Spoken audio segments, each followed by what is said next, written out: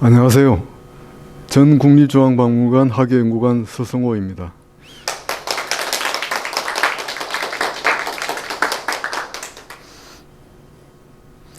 네, 오늘 강의는 고려의 문자 생활입니다. 저는 고려시대사로 박사학위를 받고 국립중앙박물관에서 약 20년간 근무했습니다. 박물관에 있는 동안 다양한 고급 미술품이나 문자 자료를 통해서 고려시대의 문화사적 위치나 특징을 공부하고 그것을 어떻게 전시를 통해 전달할 것인지 항상 고민했던 것 같습니다. 오늘 강의 역시 그 연장선에서 고려시대 사람들의 문자 생활이 통일신라와 조선의 그것에 비해 어떤 변화와 한계 속에 있었는지를 함께 생각해 볼까 합니다.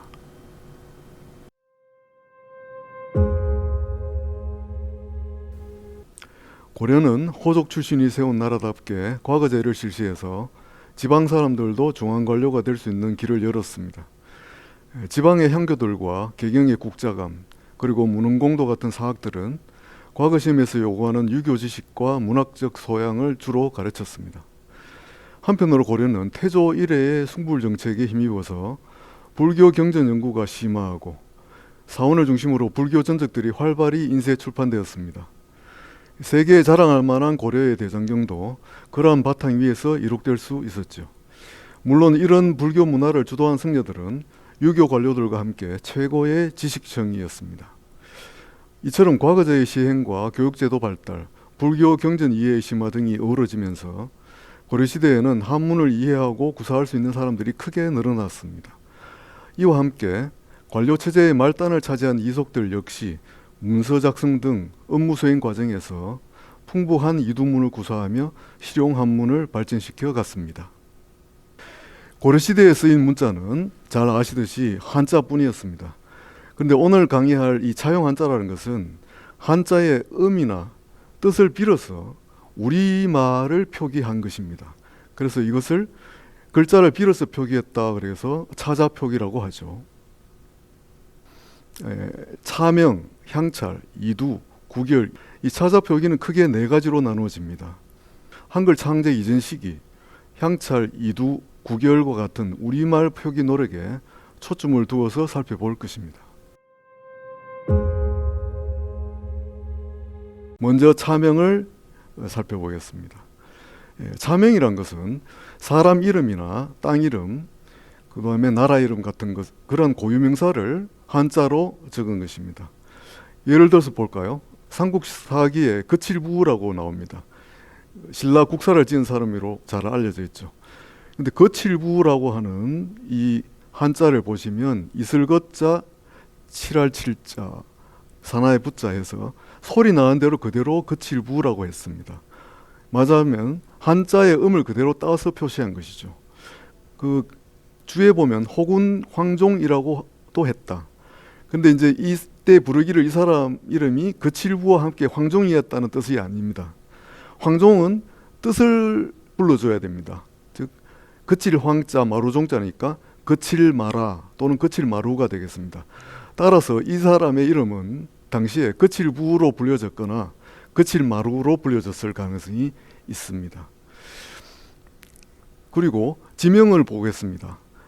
지금의 충청도 진천 땅은 고구려 때 금물로군이었습니다.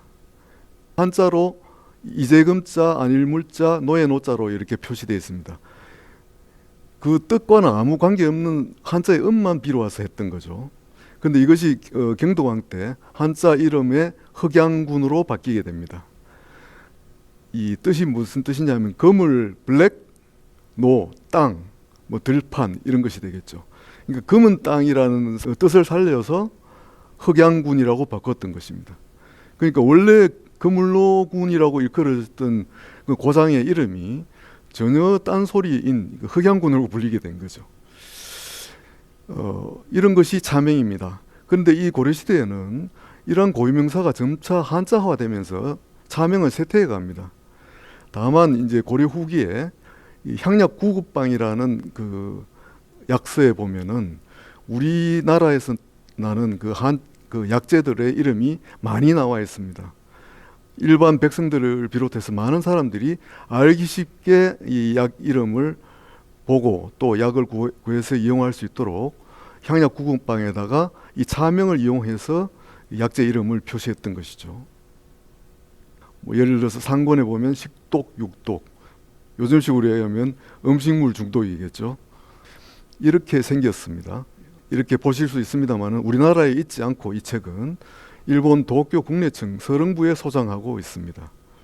그럼 약 이름을 어떻게 표현했는가 보겠습니다. 요즘도 진해가 약재로 쓰이죠. 당시에는 한글이 없었던 실정이라 한자로 이렇게 표현을 했습니다. 갈지자에다가 이에내자. 그러니까 진해의 그 의미와는 전혀 관계없이 한자의 음만 빌어와서 이렇게 표시를 했습니다. 그래서 은빌려 포기라고 제가 말씀을 드리는 거고요. 제일 밑에도 보시면 도라지, 우리말로 그 당시에는 도랏이라고 그랬던 모양입니다. 그래서 도랏이라는 소리가 나게끔 도라, 차라고 하는 한자를 빌어와 쓰고 있습니다.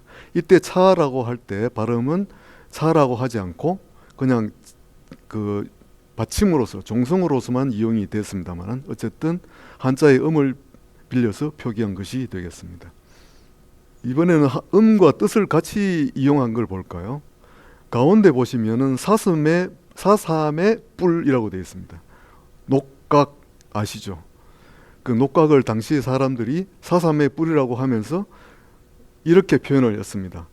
모래사자, 인삼삼자, 의수사 의자, 뿔각자. 그러니까 앞에 사삼의까지는 당시에는 에라고 발음했습니다만은 이 한자의 음을 빌린 것이고 뒤에 각은 뿔각자니까 한자의 뜻을 빌린 것이죠. 이런 식으로 한자의 음과 뜻을 같이 이용을 해서 이렇게 자명 표기를 한 것입니다. 이번에는 뜻만 빌려서 표기한 것 한 가지만 볼까요? 제일 위에 보시면 말오점나무라는 게 있습니다. 나무 이름이 참 재미있죠. 근데 이것을 표현할 때 마뇨목이라고 썼습니다. 이건 뭘까요? 그야말로 말오점나무의 의미를 가지는 한자를 가져와서 이렇게 표기를 한 것입니다. 말마자, 오줌요자, 나무목자.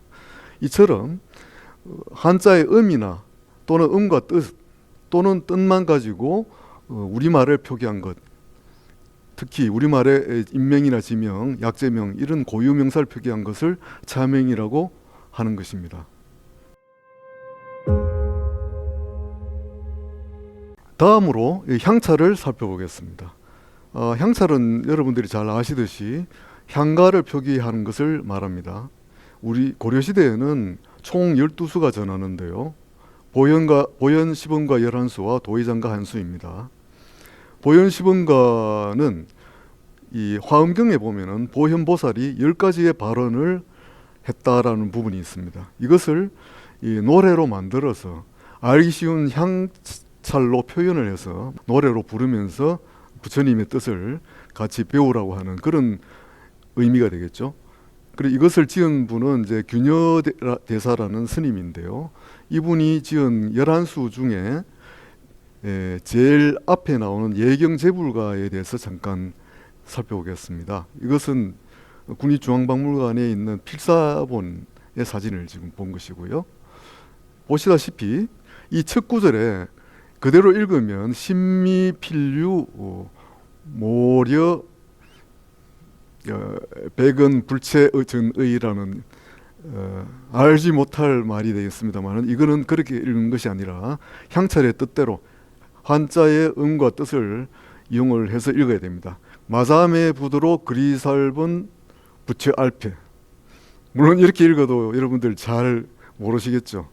그래서 오늘날 현대 국어로 표현하면 마음의 붓으로 그리운 부처 앞에라는 것이 되겠습니다. 이런 식으로 예경제불가를 포함한 11수의 보현시분가를 썼던 것입니다. 마음의 붓으로 그리는 부처라는 표현은 우리의 내면적 인식을 강조하는 아주 그 서정적인 표현의 독자적인 영역까지도 표현하고 있다.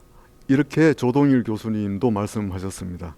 이것이 단순한 우리말 표기로서의 이 어떤 기호에 끝나는 것이 아니라 내면적 인식이나 감성적인 영역까지도 이 향찰로서 형상화할 수 있는 정도까지 쓰이고 있다는 것을 말씀하는 것으로 볼 수 있겠습니다. 그 다음에 도의장가입니다. 여러분들 태조의 그 팔공산 전투를 잘 아시죠? 그때 목숨을 던져서 태조를 보호했던 두 충신 김낙과 신순겸이라는 분이 계십니다. 이 고려 예종 때인 1120년에 이 임금께서 팔관을 열고 이 두 신하를 추도하는 노래를 짓습니다. 이 기록은 평산신시 장절공 유사라는 책에 전하고 있는데요. 이렇게 되어 있습니다. 님을 오할 오살본 마사만 갓 하늘 믿곤. 역시 외국어 같죠? 현대 국어로 바꾸면 님을 온전케 하온 마음은 하늘 끝까지 미치니, 이렇게 됐습니다. 이때 님이란 태조 왕건이겠죠. 늑시 가샤되 몸 세우신 말씀, 늑선 가셨으되 몸 세우고 하신 말씀, 이런 식으로 이어져 가게 됩니다. 그 다음에 이 고려시대의 향찰로 마지막으로 들 수 있는 게 정과정인데요. 이것은 아쉽게도 향찰의 기록은 남아있지 않습니다만 조선시대 이 악학괴범이라는 책에 우리말 가사가 그대로 전해지고 있습니다. 그래서 이걸 보니까 고려 당시에 향찰로 표기되었겠구나라는 것을 알 수가 있죠. 그 내용은 여러분들이 학교에서 많이 배우신 게 기억나실 겁니다. 내 님을 그리자와 운이다니 산 접동새 난 이스타요이다. 내 님을 그리워하며 울고있더니 산의 접동새와 나는 비슷합니다. 이건 뭘까요? 의종 임금의 이모부인 정서가 자기가 유배되어서 오래됐는데도 서울에 곧 불러준다 해놓고 안 불러줍니다. 개성으로. 그래서 원망경 그리움을 담아서 자기의 마음을 이 산의 접동새에 비유해서 표현한 것이 되겠습니다. 이처럼 쓰이던 향찰은 보셨다시피 그 숫자가 많지 않습니다. 그 이유는 추측컨대 이 시대에 오면 한문학이 발달하면서 본격적인 중국식 한문시가로 이 시문학이 많이 바뀌어 나갑니다. 그 다음에 이제 고려 후기에는 또 경기체가라고 하는 고려 특유의 또 문학 형식도 사용되고요. 이런 유행이랄까 속에서 표기상의 완벽성을 전제로 하는 향찰이 모든 글자를 정확히 한자로 표현해야 되기 때문에 이런 문자 표기상의 약점과 시문학 그 흐름의 변화 속에서 쇠퇴해 가고 하는 것입니다. 이두야말로 고려시대 때 차자 표기 중에서 아주 크게 발전하고 광범하게 사랑을 받은 표기법이 되겠습니다. 이 이두라는 것은 한자의 음과 훈을, 즉 뜻을 빌려서 쓰되 모든 향찰처럼 모든 문장 형태소를 다 표현한 것이 아니라 우리말의 조사나 의미에 해당하는 형식적인 형태소만 표기하는 것을 이두라고 했습니다. 그래서 실제로 보시면은 얼마간의 불안정성을 있다 하더라도 부담 없이 사용을 했다, 이렇게 볼 수 있고요. 그래서 향찰과 달리 고려 전시기를 통해서 이 종교 문화적인 기록이나 국가 행정과 관련된 여러 문서라든가 이런 걸 통해서 다용도로 많이 사용이 됐습니다. 그러면 지금부터 그 이두와 관련된 사례를 몇 가지를 대표적으로 뽑아서 말씀드리죠. 네, 고려시대 이두 사례의 첫 번째는 이것입니다. 경기도 하남시에 가면 태평 2년명 마예약사불 좌상이라는 게 있습니다. 이것은 그 태평 2년에 그 약사불상을 중수하면서 당시에 그 황제였던 고려 황제 그 경종의 장수를 기원하는 그 문장이 새겨져 있거든요. 이렇게 생겼습니다. 불상 크기는 대략 한 93cm 정도 된다고 하는데요. 그 옆에 글자가 새겨져 있는 게 보이시죠?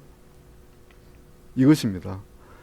이걸 읽어보겠습니다. 태평 2년 정축 7월 29일 고석불 제여 사을 중수위 금상 황제 만세원 이라고 읽으시면 안 됩니다. 읽어보겠습니다. 태평 2년 정축 7월 29일 고석불 겨더신을 중수하고 금상 황제 만세원, 이렇게 읽힙니다. 화면에 노란 바탕에 빨갛게 표시된 것이 이두를 그대로 발음한 것이고요. 그 왼쪽에 있는 것이 그 이두에 해당하는 현대 국어가 되겠습니다. 그러니까 옛 석불이 겨드시늘이라는 것은 계셨는데라는 의미가 되겠고요. 오늘날의 현대어로 다시 읽어보면 태평 2년 정축 7월 29일에 옛 석불이 계셨는데 중수하고 금상 황제의 만세를 원한다가 되겠습니다. 경북 칠곡군 양목면에 보면 그 정도사라는 절에다가 탑을 세웁니다. 그 지역을 이끌던 향리들과 많은 사람들이 이 탑의 건립 과정을 종이에 기록한 것이 바로 정도사 5층 석탑 조성 형지입니다. 이렇게 생겼습니다. 지금 거의 1000년이 딱 돼갑니다.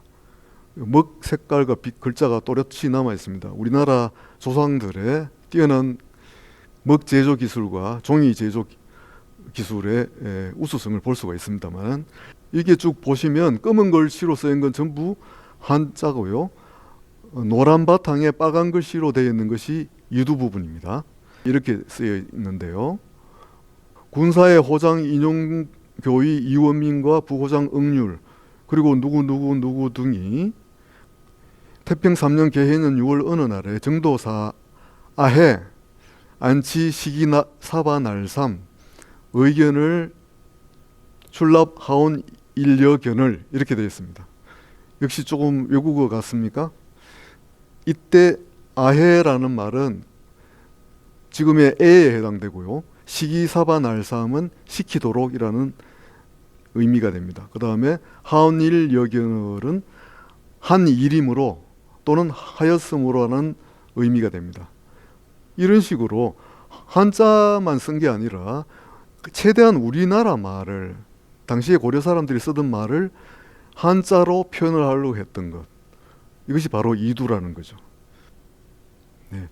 이처럼 이두는 한문 문장의 핵심 부분보다는 주로 조사라든가 다양한 의미 변화라든가 부사 같은 거, 이런 것들을 많이 표현하는데 주로 쓰였습니다.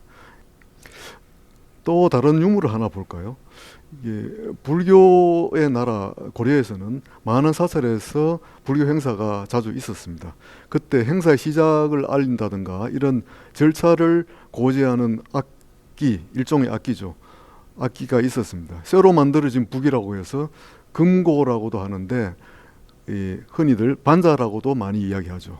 이것은 충북 영동군에서 출토된 이의사 반자라는 것인데요. 동그랗게 돌아가면서 보면은 그 둘레에 글자들이 새겨져 있어요.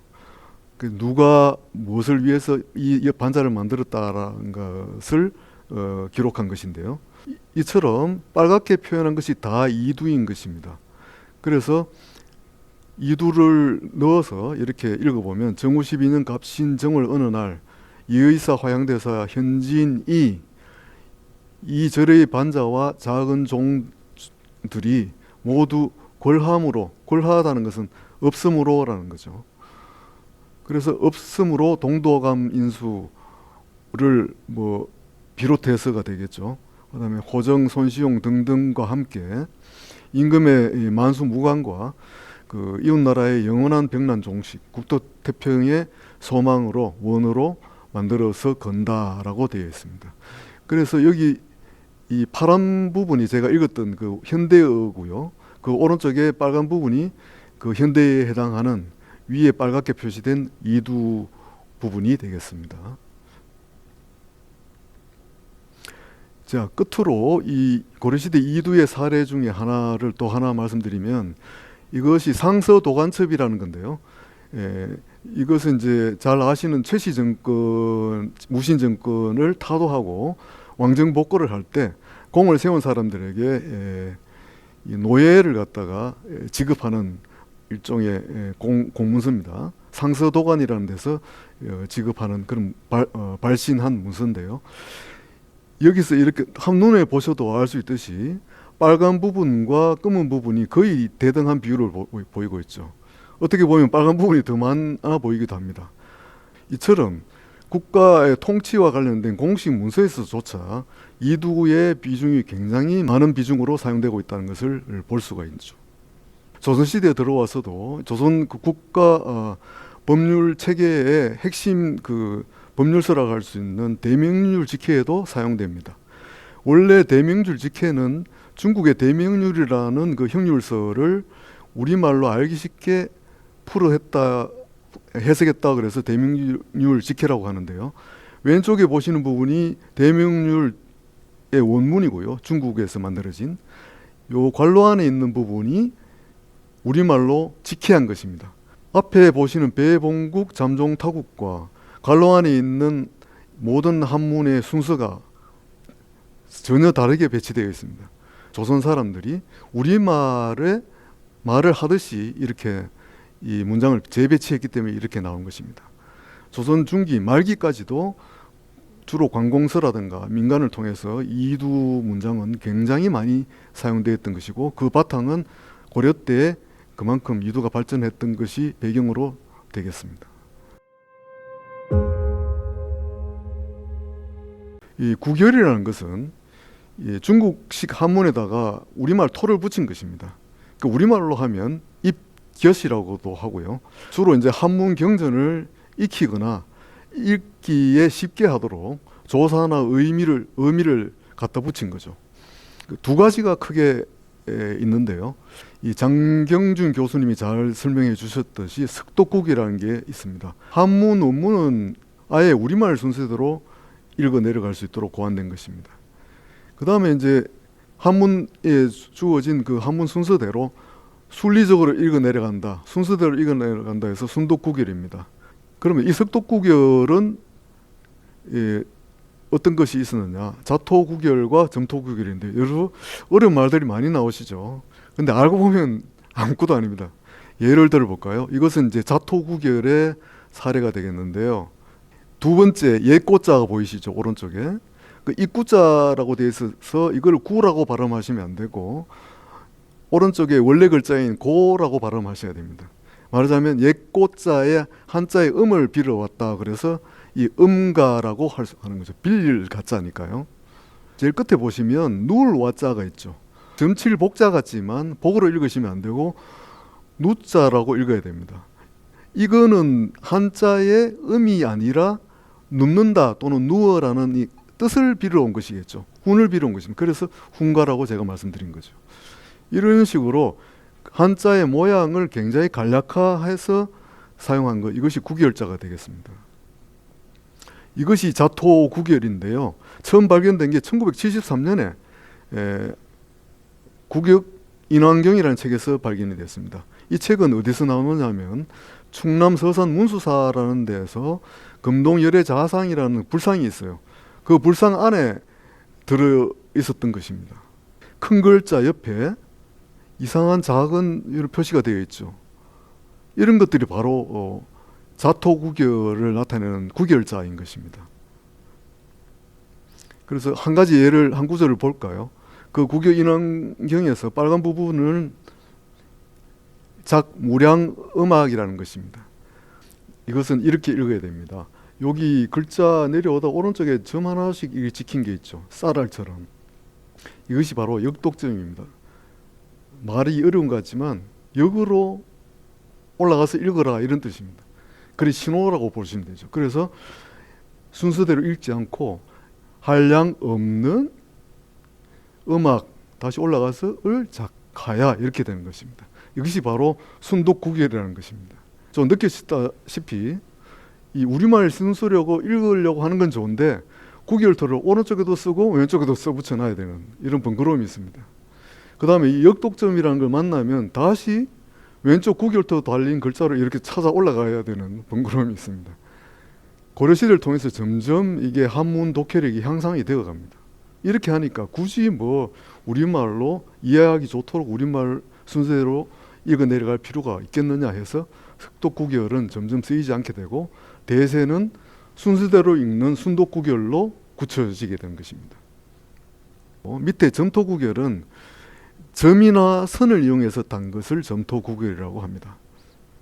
2000년도에 처음 발견되었어요. 그때까지만 해도 이 점이나 선으로 표현한 구결은 생각도 못했는데 서울에 있는 성암고서박물관에 초저본 유가사지론 권8에서 이게 보였던 겁니다. 바로 이것입니다. 잘 보이시나요? 동그라미 있는 곳에 점이 찍혀 있습니다. 이것은 국립한글박물관이 소장하고 있는 똑같은 그 경전 초저본 유가사지론인데 권 66에 해당되는 건데요. 여기는 점과 선이 있죠. 자, 이처럼 점 또는 선을 이용해서 그것이 찍혀진 위치에 따라서 그 지정되어 있는 약속된 소리를 내도록 이렇게 된 것이 이 점토 구결인데요. 그러면 어느 위치에 찍혀서 어떤 모양으로 찍혀 있고 선이 그려져 있으면 무슨 소리를 낼 것인가, 이 약속을 정리한 것이 이제 일종의 지도라고 할 수 있는데, 그래서 점 찍은 지도라고 해서 점도라고 하죠. 이것은 점 2개가 찍혔다 해서 쌍점 점도고요. 이것은 선, 세로로 수직으로 뻗은 선도 있고 이렇게 사선으로 된 것도 있고 역사선도 있죠. 이거는 이제 점과 선을 이용한 것, 이 아래 위로 되어 있으니까 눈썹 모양이 되는 거죠. 이것은 옆으로 나란히 있으니까 느낌표 모양이 된다 해서 느낌표 점표, 이런 식으로 점도가 만들어집니다. 그 글자의 기준으로 어디에 찍히느냐에 따라서 이것이 무슨 발음을 낸다는 것을 표시한 것입니다. 예컨대 왼쪽에 글자가 가운데 있고 글자 아래에 가운데 부분에 이렇게 수직선이 그려져 있다면 그 오른쪽에 쓰여진 그 자토구결대로 읽으라는 거죠. 이 자토구결은 이기가 됩니다. 발음이. 점이나 선이 표현된 위치에 따라서 어떻게 읽어야 하는지를 많은 학자들이 연구를 했던 것이죠. 한 가지 예만 보고 마무리하겠습니다. 이 점토구결에 보시면 이 경전은 역시 성암고서박물관에 있는 그 주본 화엄경 57권에 나오는 구절인데요. 뜻은 이런 뜻입니다. 참 좋은 뜻입니다. 이른바 선우, 좋은 친구에게 좇는 것, 즉 좋은 친구를 따라다니는 것, 이것이 불법을 내는 일이다. 한마디로 말하면 좋은 친구 만나는 게 부처의 뜻을 따르는 것이다, 이런 것이 되겠죠. 이 문장의 점토는 전부 다 여기에 다 대부분 여기에 찍혀 있는데요. 이와 같이 앞 다토구결과 다르게 이 수순이라는 수로의 지배를 받는 마지막 부분의 모든 구결을 표시하는 것이 바로 점토구결의 특징입니다. 그래서 선한 친구를 수순하는 것, 즉 좇는 것, 이것이 불법을 내는 것이다, 이렇게 되는 것입니다. 느끼셨을지 모르겠습니다만은 이 문자로서의 구결을 어떻게 볼까 했을 때 이거는 한문을 우리말 구조로 읽어내는 창의성을 우리가 볼 수 있다. 예를 들면 석독구결 같은 거. 다만 한계가 많이 있습니다. 한 소리를 표현하는 그 자토와 점토가 불교 경전 따라 다르고 사용하는 사람들에 따라서 좀 다르게 나타나는 거죠. 음절 끝에 자음, 즉 종성 자음만 표시하는 것도 있고, 또 많은 경우는 또 온전한 음절을 표시하는 것도 있고, 이렇게 해서 이 문자로서의 조금 가져야 될 필요 요건이 부족한 점이 많이 있습니다. 동일한 글자가 동일한 음을 표시해야 되는 것, 나타내야 되는 것, 이것이 문자의 필요 조건 아니겠습니까? 이 모든 문자로서의 한계를 완벽하게 극복한 것이 바로 훈민정음이 되겠습니다. 지금까지 말씀드렸듯이 고려시대에도 문자는 한자가 유일했습니다. 그 백제, 신라, 통신라나 마찬가지입니다. 그러나 그 자체로 머물러 있지 않았습니다. 고려 사람들은 한자의 음과 훈을 이용하되 다양하게 우리 말의 조사나 의미 같은 그런 것을 표현하려고 노력을 했고, 그 성과들이 이두의 발전이라든가 구결의 창안과 사용, 이런 것들로 나타나게 된 것입니다. 지금까지 말씀드렸던 바와 같이 고려시대에도 문자는 한자뿐이었습니다만은 그것으로 중국식 명칭이나 단어, 문장만 표현할 수 있었던 것은 아니었습니다. 한자의 음과 훈을, 즉 뜻을 활용해서 우리말을 표현한 다양한 차자 표기법들이 있었던 거죠. 다만 인명이라든가 지명과 같은 고유명사가 한문식으로 바뀌면서 차명 표기법은 많이 감소했습니다. 또 향가보다 본격적인 한문시가 쪽으로 시문학의 흐름이 변화하면서 향찰도 쇠퇴해 갔습니다. 이 반면에 우리말의 조사나 의미 같은 형식 형태소를 표기하는 이두가 각종 금속문과 문수류 등에 널리 쓰이면서 다양하게 발달해 갔습니다. 또 한자의 획을 줄이거나 해서체 또는 초서체를 일정하게 변형한 글자, 또는 그냥 한자와 무관한 점이나 선으로 한문 경전에 토를 달아서 독해를 돕는 구결 같은 것들이 불경을 중심으로 널리 사용되었습니다. 이러한 차자 표기들은 문자로서 많은 약점들이 있었고 훈민정음 창제에 와서 완전하게 그리고 온전하게 해소됩니다. 그렇긴 하지만 그것들은 한글 사용 이전에 정통 한문의 한켠에서 우리 한국어의 기능과 감수성을 문자 생활에 최대한 구현하려고 했던 다양하고 창의적인 노력의 산물이었다고 하겠습니다. 우리 문자 생활에 혁명을 이룬 한글의 창제도 바로 이와 같은 전 시대의 성과를 이어서 나온 역사적 산물로 이해해야 할 것입니다. 이것으로 고려의 문자생활 강의를 모두 마치겠습니다. 전 국립중앙박물관 학예연구관 서성호였습니다. 경청해 주셔서 감사합니다.